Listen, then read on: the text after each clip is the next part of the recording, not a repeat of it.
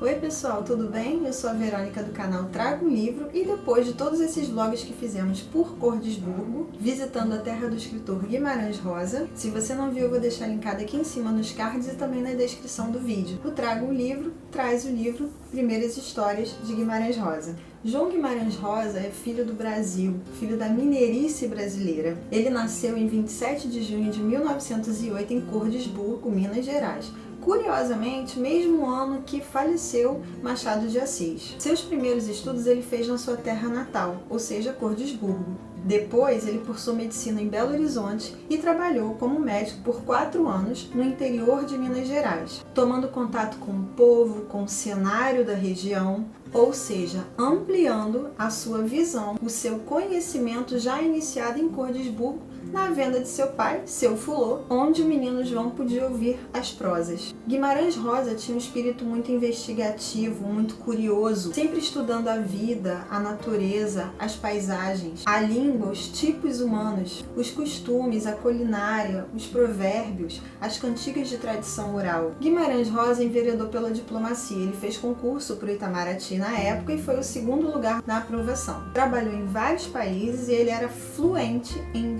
mais ou menos 9 idiomas. Tem uma história muito curiosa porque de 1938 a 1942 ele foi cônsul em Hamburgo e ao lado da sua segunda esposa, a Aracy de Carvalho, conta-se que ela deu auxílio para judeus que tentavam escapar do regime nazista e com o objetivo de vir para o Brasil. Então era dado um número de visto maior do que o permitido pela época no governo Getúlio Vargas. Por conta disso, o governo de Israel fez uma homenagem a Aracy no Jardim dos Justos, lá em Israel, que é um memorial para lembrar as vítimas do Holocausto. Guimarães Rosa foi eleito para ocupar uma cadeira na Academia Brasileira de Letras em 1963. Porém, ele ficou adiando essa posse. Havia uma superstição, ele achava que se tomasse posse, ele logo faleceria. Ironicamente, em 1967 ele toma posse e 3 dias depois ele falece vítima de um infarto. Bom, para mim, Guimarães Rosa reúne 3 características que são fundamentais na sua obra.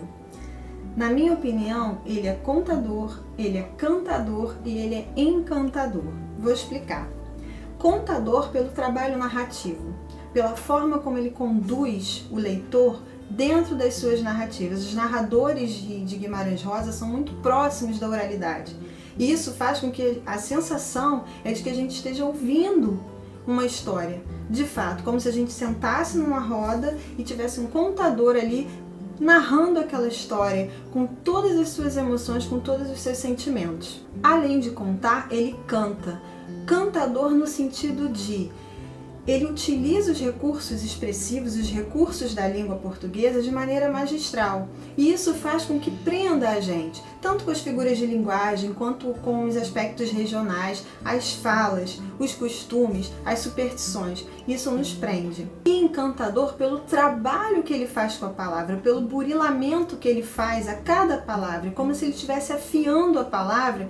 E isso faz com que a gente, enquanto leitores, perceba essa novidade que ele imprime, essa magia e essa poesia. Bom, não é fácil ler Guimarães Rosa, não vou enganar vocês. Guimarães Rosa tem uma leitura difícil. Por que ele tem essa leitura difícil? Porque o leitor cria a expectativa de que vai ler uma obra no que se chama linguagem dos letrados, uma linguagem intelectualizada, uma linguagem muito sofisticada no sentido do dicionário. Mas Guimarães Rosa inverte, ele revoluciona.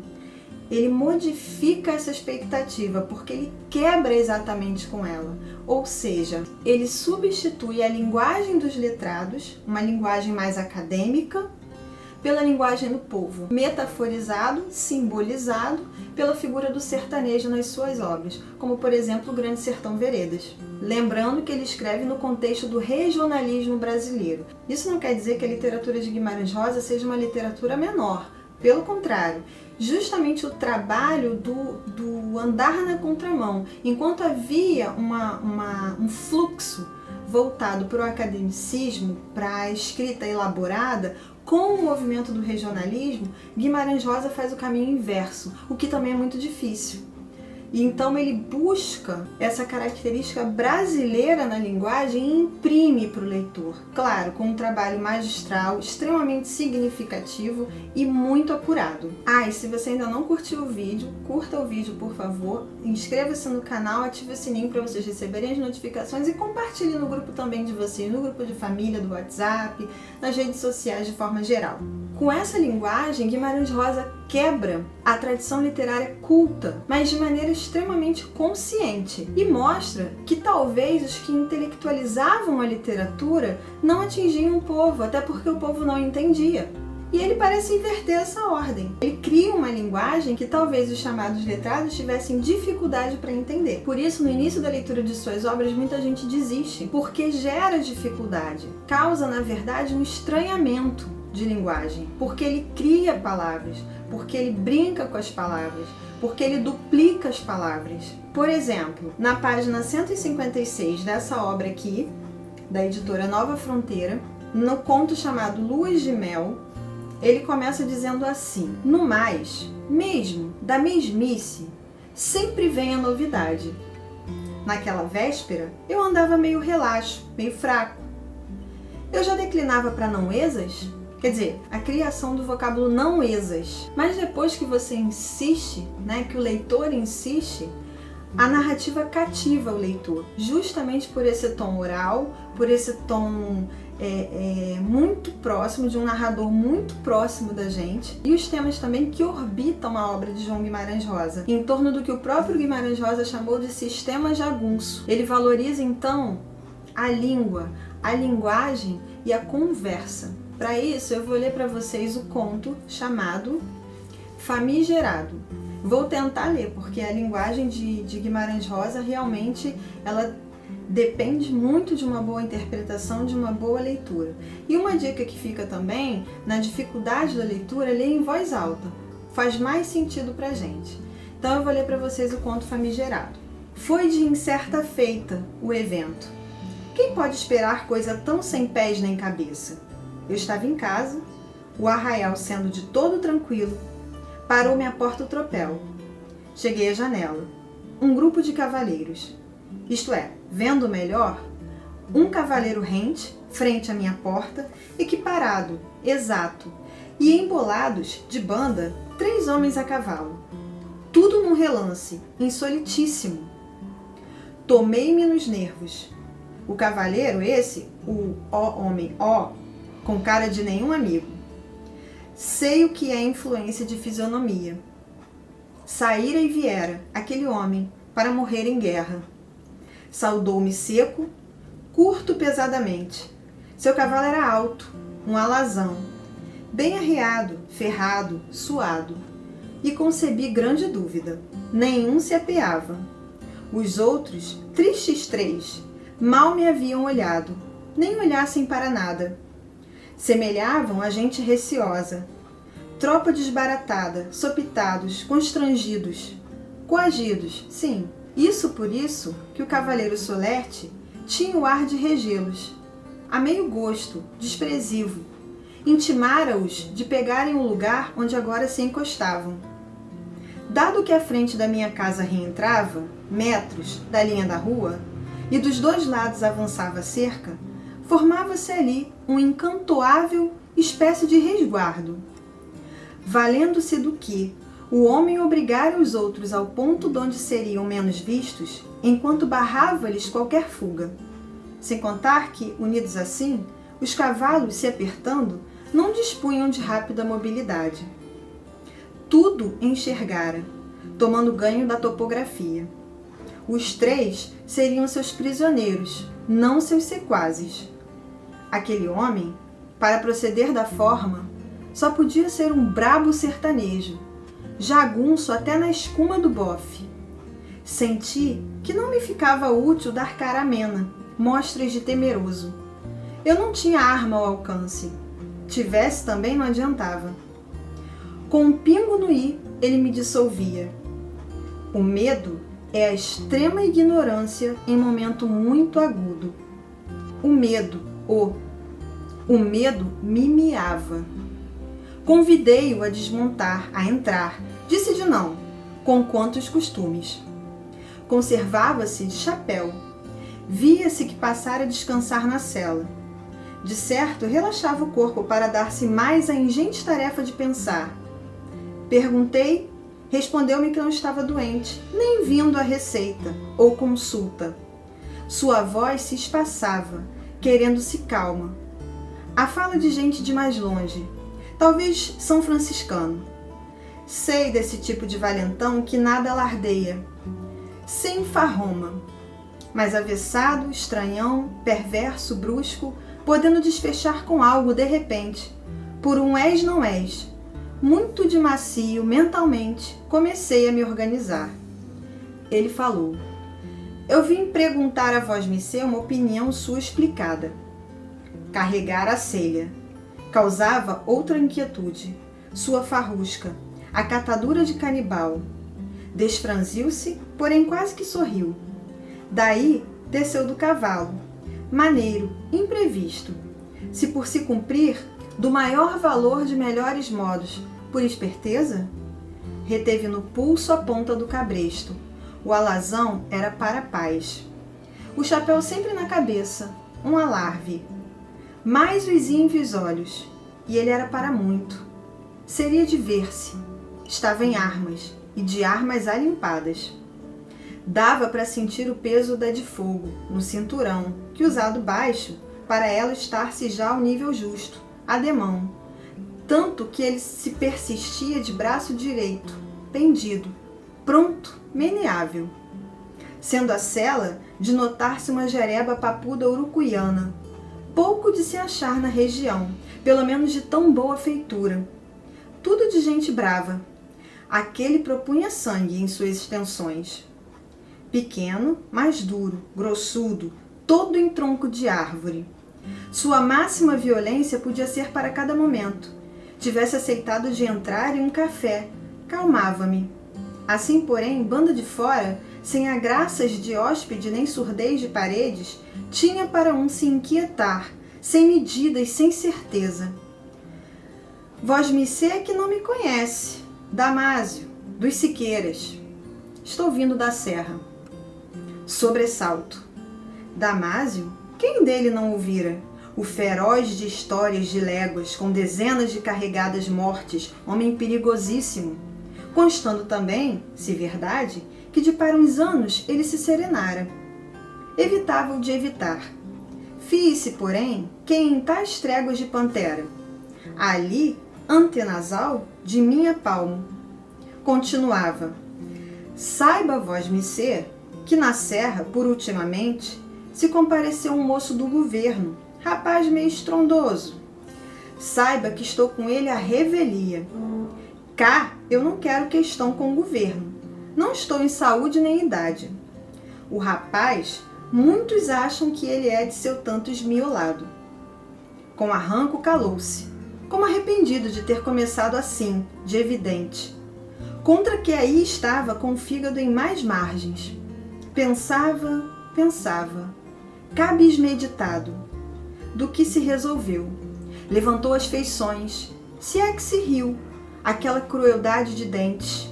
Encarar não me encarava, só se fito a meia esguelha. Latejava-lhe um orgulho indeciso. Redigiu seu monologar. O que frouxo falava.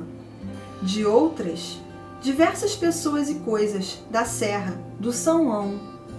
Travados, assuntos insequentes, como dificultação. A conversa era para teias de aranha. Eu tinha de entender-lhe as mínimas entonações, seguir seus propósitos e silêncios. Assim, no fechar-se com o jogo, sonso, no me iludir, ele enigmava. E pá! Vosmecê agora me faça a boa obra de querer me ensinar o que é mesmo que é faz-me-gerado. Faz-me-gerado. Fal-me-geraldo. Famílias gerado? Disse de golpe. Trazia entre dentes aquela frase. Soara com riso seco. Mas o gesto que se seguiu imperava-se de toda a rudez primitiva de sua presença dilatada. Detinha minha resposta. Não queria que eu a desse de imediato, e já aí outro susto vertiginoso suspendia-me. Alguém podia ter feito intriga, invencionice de atribuir-me a palavra de ofensa àquele homem. Que muito, pois, que aqui ele se famanasse, vindo para exigir-me, rosto a rosto, o fatal, a vexatória satisfação? Saiba vós-me-ser que saí hoje da serra, que vim, sem parar, essas 6 léguas, expresso direto, para mor de lhe perguntar a pergunta, pelo claro, se sério, se era, transiu-se-me. Lá e por estes meios de caminho, tem ninguém ciente, nem tem o legítimo. O livro que aprende as palavras. É gente para informação torta, por se fingirem de menos ignorâncias. Só se o padre, no São Ão, capaz. Mas com padres não me dou. Eles logo engambelam. Ah bem, agora se me faz mercê, vós-me-ser, me fale, no pau da peroba, no aperfeiçoado, o que é o que já lhe perguntei? Se simples, se digo, transfoi-se-me. Esses trizes. Famigerado? Sim, senhor. E alto repetiu vezes o termo, enfim, nos vermelhões da raiva, sua voz fora de foco. E já me olhava, interpelador, intimativo. Apertava-me. Tinha eu que descobrir a cara. Famigerado, habitei preâmbulos. Bem que eu me carecia noutro ínterim, em indúcias.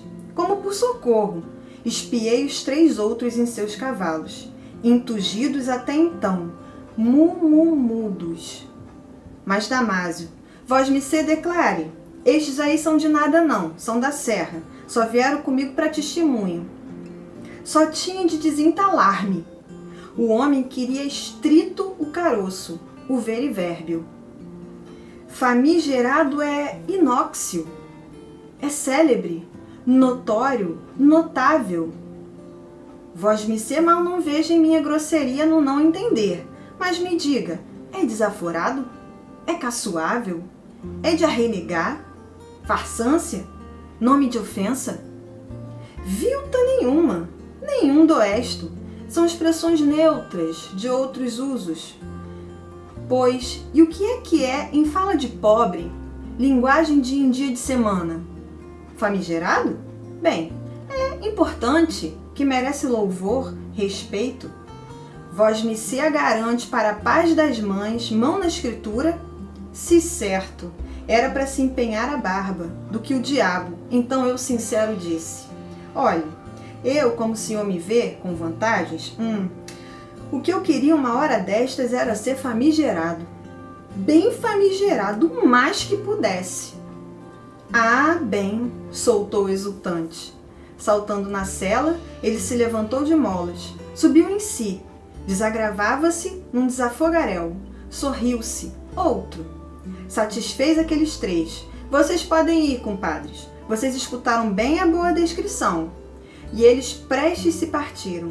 Só aí se chegou, beirando minha janela. Aceitava um copo d'água. Disse, não há como que as grandezas machas de uma pessoa instruída, seja que de novo por um mero se tornava? Disse, sei lá, às vezes o melhor mesmo para esse moço do governo era ir-se embora, sei não. Mas mais sorriu, apagara-se-lhe a inquietação.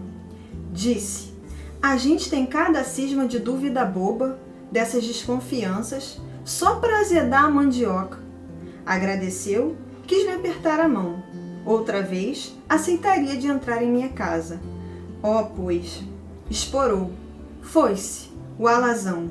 Não pensava no que o trouxera. Tese para auto-rir. E mais, o famoso assunto. O conto famigerado, ele traz pra gente de maneira bastante clara. Primeiro, ele descreve toda a situação, né? Ele descreve todo aquele momento da chegada, os detalhes da chegada desse jagunço, né? Desse sertanejo brabo. Depois, o narrador, ele, como é um narrador de primeira pessoa, tanto é que ele usa o eu, ele se volta para ele mesmo, para a questão do medo, e ele define o medo. E ele define o medo de maneira bastante poética, bastante bonita, quando ele diz: o medo é a extrema ignorância em momento muito agudo. E a gente tem essa sensação de uma contação de história mesmo, né? Os narradores de Guimarães Rosa, eles são contadores de história. É como se a gente estivesse sentado numa roda e alguém, né, esse narrador, esse ser de papel, esse ser fictício, estivesse ali oralmente contando essa história pra gente. Vocês conseguiram reparar que esse conto, ele traz pra gente o encontro de duas fragilidades, duas características demasiadamente humanas, ou seja, a ignorância e o medo.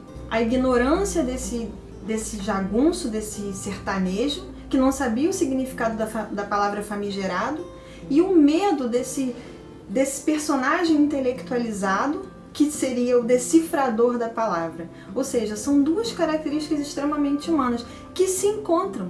E nisso está uma característica muito importante de Guimarães Rosa, que é justamente partir dessa ideia do regional, desse sertanejo, né, em oposição, que a gente vem falando dessa linguagem que Rosa trabalha tanto, da linguagem intelectualizada para a linguagem do povo, e nesse momento ela entra em conflito, ela entra em ação, vamos dizer. As linguagens, elas são personagens, né? Como se a ignorância representada pela fala do sertanejo e o medo representado pela fala do intelectual, vamos dizer assim, como se fossem personagens e que na verdade são características humanas. Daí a ideia que eu falei até no vlog também, né, que eu já deixei linkado aqui para vocês assistirem, é a ideia de que Guimarães Rosa trabalha o elemento regional, mas para uma perspectiva universal, representados por dois personagens que são antagônicos entre si. Tanto o jagunço como o intelectual, como a linguagem formal e a linguagem informal. Enquanto um representa o medo, o outro representa a brabeza. Portanto, o mesmo que habita o medo possui a linguagem intelectualizada, enquanto que o brabo habita a ignorância do saber dos letrados. Portanto, eles se complementam e se igualam em suas fraquezas, o que ocorre conosco. Ninguém é totalmente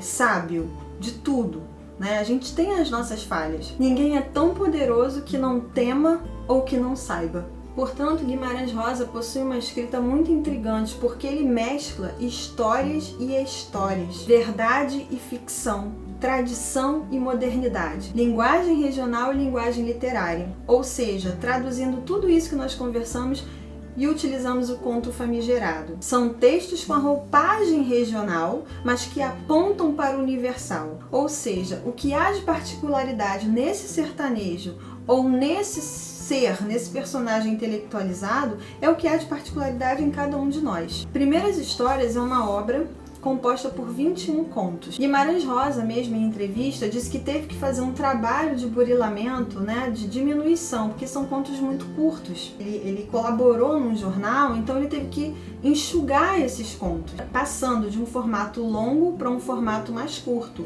trabalhando então para que o texto ficasse cada vez mais conciso. Essa edição que eu tenho, já falei, é da editora Nova Fronteira. É importante dizer que o título não se refere às primeiras histórias que Guimarães Rosa escreveu. Na verdade, esse livro aqui foi um dos de Guimarães já maduro, literariamente falando. Mas a ideia do Primeiras Histórias, esse histórias no sentido do gênero literário. O gênero história como conto. E o termo história, diferente de história com HI, né? O história ele era muito relacionado à ideia do folclore, à ideia das lendas. E não deixa de ser oportuno nessa obra de Rosa, esse termo histórias. Exatamente por conter um sentido bastante fantástico, bastante maravilhoso nos contos. Eu escolhi trazer essa obra e não Sagarana, né, que é uma grande obra, ou o próprio Grande Sertão Veredas, porque essa obra aqui, ela traz, né, excetuando o conto famigerado, que também a gente pode encontrar alguma perspectiva nesse sentido, mas de maneira geral, os contos dessa obra aqui, eles envolvem dois universos, que é o universo dos loucos e o universo da criança, numa atmosfera de sabedoria, de magia, do não real e do irracional. É a reunião da infância da linguagem com o limiar do que é ser normal e um instante de loucura. Coisa bem humana, coisa bem nossa. Existem outros contos e contos maravilhosos aqui, inclusive contos muito conhecidos, né? Como, por exemplo, A Terceira Margem do Rio. E contos maravilhosos, como A Menina de Lá, Soroco, Sua Mãe e Sua Filha, que eu posso fazer outros vídeos para falar desses contos. Esse conto eu priorizei falar do conto famigerado para apresentar a vocês, introduzir vocês nessa narrativa rosiana, que é uma narrativa muito próxima do narrador oral, daquele contador de histórias. E fica também a dica dessa obra, porque como ela é um pouco mais concisa, como eu falei, são 21 contos, para começar a leitura da obra de Guimarães Rosa. São temas muito interessantes, muito intrigantes. Sugestão: leiam em voz alta, porque quando a gente fala em voz alta, a gente contribui para que esse conto ganhe vida e faça sentido pra gente. Então fica a dica de leitura para vocês. Caso vocês queiram que eu leia outros contos dessa obra, tem contos aqui maravilhosos e a gente pode falar sobre vários deles, deixa um comentário aí, deixa um comentáriozinho dizendo leia mais, que aí eu faço outros vídeos falando de outros contos com um foco mais específico, tanto na questão da criança quanto na questão dos lobos. Tá bom, pessoal? Muito obrigada por ter assistido. Não deixem de curtir, de compartilhar nos grupos e nas redes sociais. Inscrevam-se no canal e até o próximo vídeo. Tchau, tchau!